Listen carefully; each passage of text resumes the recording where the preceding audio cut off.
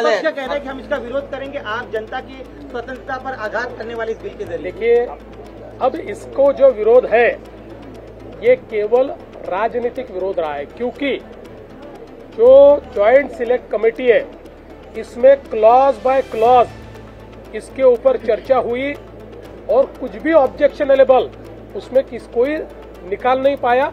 हाँ, कुछ 2-3 उन्होंने चेंजेस मांगे थे वो कर दिए हमने, इसलिए अब ज्वाइंट सिलेक्ट कमेटी ने एक मत से दिया है। एक भी ज्वाइंट सिलेक्ट कमेटी में इसका जो रिपोर्ट आया है उसमें एक भी डिसेंट नोट नहीं है, there is no dissent note, इसलिए हम लोग इसको लाएंगे और इसको मंजूर करेंगे। मैं बहुत स्पष्ट शब्दों में बताना चाहता हूं, महाराष्ट्र में मराठी भाषा का अभिमान रखना ये कोई गलत बात नहीं है, लेकिन भाषा के चलते अगर कोई गुंडागर्दी करेगा तो इसको हम सहन नहीं करने वाले। कोई अगर भाषा के आधार पर मारपीट करेगा तो ये सहन नहीं किया जाएगा। जिस प्रकार की घटना हुई है उसके ऊपर पुलिस ने एफआईआर भी किया और कार्रवाई भी की है, और आगे भी अगर कोई इस प्रकार से भाषा का विवाद करेगा तो उसके ऊपर कानूनन कार्रवाई होगी। हमको हमारी मराठी का अभिमान है, लेकिन भारत की किसी भी भाषा के साथ इस प्रकार से अन्याय नहीं किया जा सकता, ये भी हमको ध्यान में रखना पड़ेगा। और मुझे तो कभी कभी आश्चर्य होता है कि ये लोग अंग्रेजी को गले लगाते हैं और हिंदी के ऊपर विवाद करते हैं। ये कौन सा विचार है और ये किस प्रकार की कार्रवाई है? इसलिए इस प्रकार से जो लोग ऐसा कानून हाथ में लेंगे इनके साथ कड़ी कार्रवाई की जाएगी।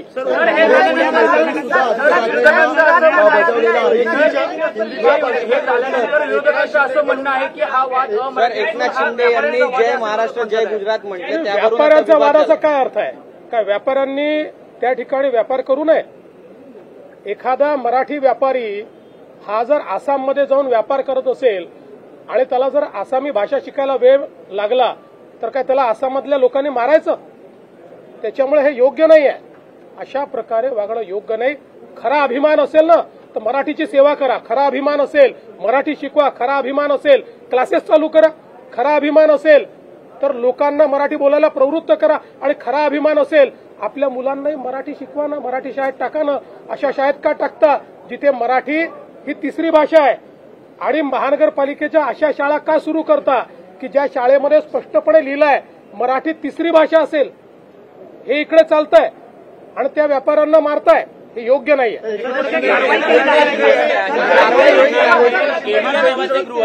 एकनाथ शिंदे यांनी पुण्यामध्ये जय गुजरात असा नारा दिलेला आहे। विरोधक असं म्हणतात की अमित शहा यांना खुश करण्यासाठी त्यांनी हे वक्तव्य केलं। असं आहे, आपल्याला मी आठवण करून देतो, यापूर्वी एकदा चिकोडीला छत्रपती शिवरायांच्या पुतळ्याचं उद्घाटन करताना माननीय शरद पवार साहेब हे जय महाराष्ट्र आणि जय कर्नाटक म्हणाले होते। याचा अर्थ काय? त्यांचं कर्नाटकावर जास्त प्रेम आहे आणि महाराष्ट्रावर प्रेम नाही असं ठरवायचं का? आपण ज्यांच्या कार्यक्रमांमध्ये जातो त्यावेळी त्या संदर्भात आपण बोलत असतो।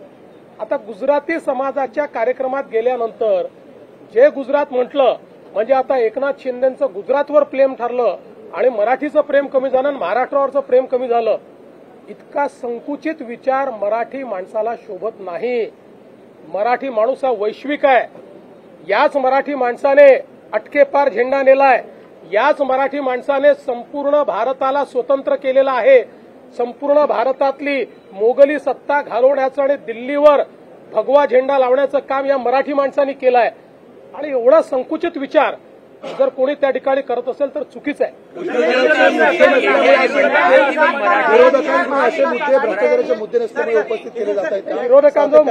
विरोधकांजवळ मुद्देच राहिलेले नाहीत, त्यांचा लोकांशी टच देखील राहिलेला नाही, लोकांच्या मनात काय हे देखील त्यांना माहिती नाही, आणि म्हणूनच ते असे मुद्दे उचलतायत की जे मुद्दे खरं म्हणजे असे आहेत की ज्यातनं लोकांवरही त्याचा परिणाम होत नाही। काँग्रेस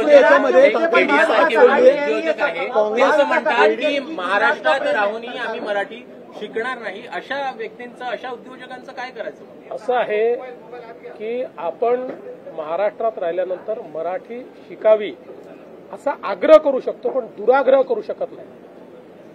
मी उद्या तमिळनाडूमध्ये गेल्यानंतर कोणीही मला हा दुराग्रह करू शकत नाही की मी तमिळ शिकली पाहिजे. मला आवडते तमिळ भाषा, चांगली भाषा आहे, पण मला दुराग्रह नाही करू शकत कोणी. मला जर मराठीत बोलायचं तर मी मराठीत बोलीन, पण मला जर तिथे कोणी दुराग्रह करेल तर ते योग्य असेल का? आपण एका देशात राहतो, भारतात राहतो आपण. हे काही आपले बाजूचे भाषा आणि बाजूचे देश पाकिस्तान नाही आहे, बाजूचे राज्य हे पाकिस्तान नाही आहेत. एवढी संकुचित मनोवृत्ती मराठी माणूस ठेवू शकत नाही.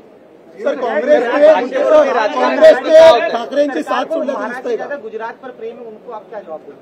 देखिए, मैं याद दिलाना चाहता हूं, इससे पहले भी चिकोड़ी में जिस समय छत्रपति शिवाजी महाराज के प्रतिमा का अनावरण हो रहा था, उस समय आदरणीय शरद पवार जी ने जय महाराष्ट्र जय कर्नाटक कहा था.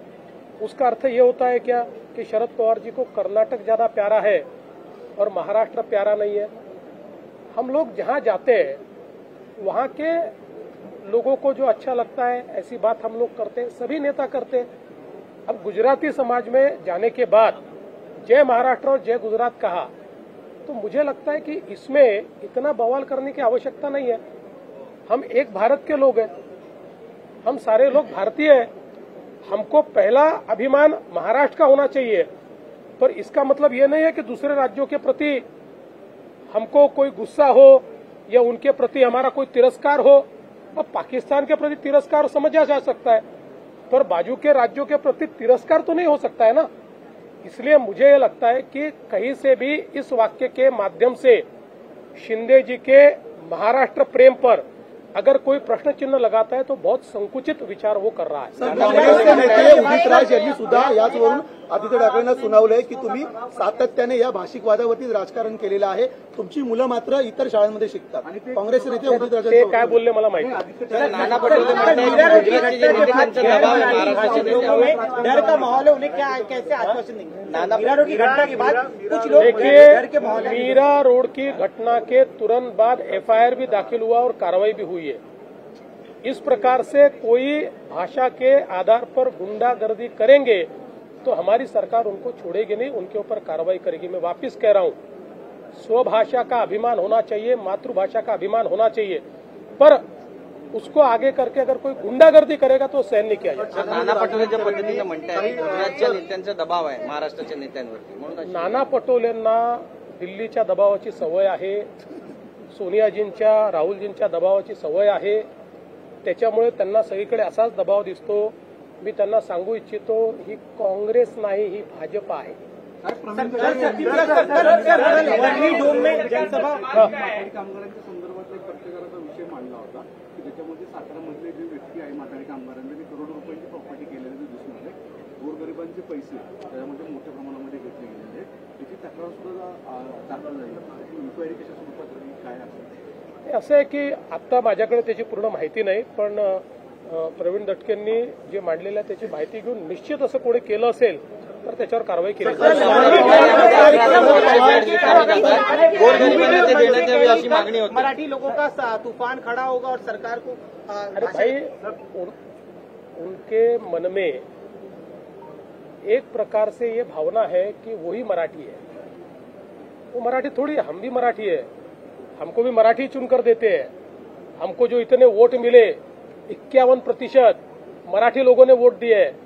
इसलिए केवल वो मराठी नहीं है, उनमें मन से संशय निकाल देना चाहिए. मराठी हमारे पीछे है और हमारे साथ रहेंगे. चर्चा करत होते 2014 मध्ये सुद्धा युतीमध्ये आणि 2016-17ला भाजप सोबत जाण्याचा निर्णय अंतिम टप्प्यात झालेला होता. सुनील तटकरे असं म्हणत आहेत आज. ते खरंच आहे. आपल्या रुग्णालयामध्ये 11,500 बेड्स आहेत. सरकारची भूमिका अतिशय स्पष्ट आहे. शक्तीपीठ महामार्ग आम्ही करणार आहोत. या संदर्भात जे अडचणीचे मुद्दे आहेत त्या चर्चेतनं मार्ग काढणार आहोत. आणि आता मी आपल्याला सांगतो की जे काही मला संकेत मिळत आहेत त्यात सांगलीपर्यंत तर जवळपास 60 ते 70% जागा बिना कुठल्या आंदोलनाची आम्हाला मिळेल. 20-30% जागेकरता आम्हाला थोडी चर्चा करावी लागेल आणि ज्या काही शंका आहेत शेतकऱ्यांच्या त्या आम्हाला दूर कराव्या लागतील, त्या आम्ही दूर करू. कोल्हापूरच्या संदर्भातली जी काही अलाइनमेंट आहे त्या संदर्भात आमचा कुठली बेस्ट अलाइनमेंट असेल असा आमचा प्रयत्न चाललेला आहे. कोल्हापूरमध्येही आता मोठ्या प्रमाणात लोक आम्हाला भेटतायत, जमीन घ्या म्हणून म्हणतायत, तशी निवेदनं देत आहेत. त्यामुळे शक्तीपीठ मार्ग हा काही देवेंद्र फडणवीस, एकनाथ शिंदे किंवा अजित पवार यांचा इगो सॅटिस्फाय करण्याकरता करायचा नाहीये. हा मार्ग मराठवाडा आणि राज्यातले सगळे दुष्काळी जिल्हे यांच्याकरता वरदान ठरणार आहे. मोठ्या प्रमाणात पर्यटनातनं रोजगाराची निर्मिती आणि जसं मी सांगितलं की शक्तीपीठ महामार्गामध्ये प्रत्येक 100 किलोमीटरमध्ये 500 ते 1000 शेततळी आम्ही तयार करणार आहोत. सगळ्या जेवढे नाले आहेत या नाल्यांना ब्रिजकम बंधारा आम्ही तयार करणार आहोत. त्यामुळे जलसंवर्धनाचा देखील हा महामार्ग असेल. मोठ्या प्रमाणात याच्यातनं सौर ऊर्जेची निर्मिती आम्ही करणार आहोत. त्यामुळे ग्रीन अशा प्रकारचा हायवे की ज्यातनं जो दुष्काळी भाग आहे या दुष्काळी भागाला मदत होईल. ज्यावेळी आम्ही समृद्धी महामार्ग केला याच्यापेक्षा जास्त विरोध लोकांनी केला आणि लोकांपेक्षा नेत्यांनी केला, पण आज ते सगळे समृद्धी महामार्गावर प्रवासही करतात आणि समृद्धी महामार्गाची त्या ठिकाणी प्रशंसाही करतात. त्यामुळे कुठलंही नवीन काम हातामध्ये घेतलं तर लोकांमध्ये गैरसमज असतात, त्यामुळे त्याला विरोध होतो. पण विरोधाकरता जर आपण या ठिकाणी सगळे इन्फ्रास्ट्रक्चर प्रोजेक्ट बंद केले तर महाराष्ट्राचा कधीच विकास होणार नाही. त्यामुळे लोकशाहीमध्ये ज्याला अधिक लोकांचा पाठिंबा आहे ती गोष्ट ही केली पाहिजे आणि या महामार्गाला अधिक लोकांचा पाठिंबा आहे. काही राजकीय लोक हे जाणीवपूर्वक राजकारण आणून त्याच्यामध्ये वेगळ्या प्रकारे त्याला नेण्याचा प्रयत्न करतायत, पण जनता आम्हाला साथ देईल.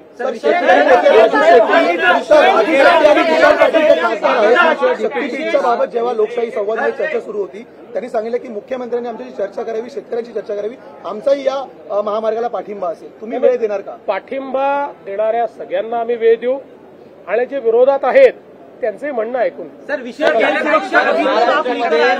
जेवढे खासगी रुग्णालय कह रहे हैं कि हम इसका विरोध करेंगे, आप जनता की स्वतंत्रता पर आघात करने वाले इस बिल के जरिए. देखिए, अब इसको जो विरोध है ये केवल राजनीतिक विरोध रहा है, क्योंकि जो ज्वाइंट सिलेक्ट कमेटी है इसमें क्लॉज बाय क्लॉज इसके ऊपर चर्चा हुई और कुछ भी ऑब्जेक्शनेबल उसमें कोई निकाल नहीं पाया. हाँ, कुछ 2-3 उन्होंने चेंजेस मांगे थे वो कर दिए हमने. इसलिए अब ज्वाइंट सिलेक्ट कमेटी ने एक मत से दिया है. एक भी ज्वाइंट सिलेक्ट कमेटी में इसका जो रिपोर्ट आया है उसमें एक भी डिसेंट नोट नहीं है. There is no dissent note. इसलिए हम लोग इसको लाएंगे और इसको मंजूर करेंगे.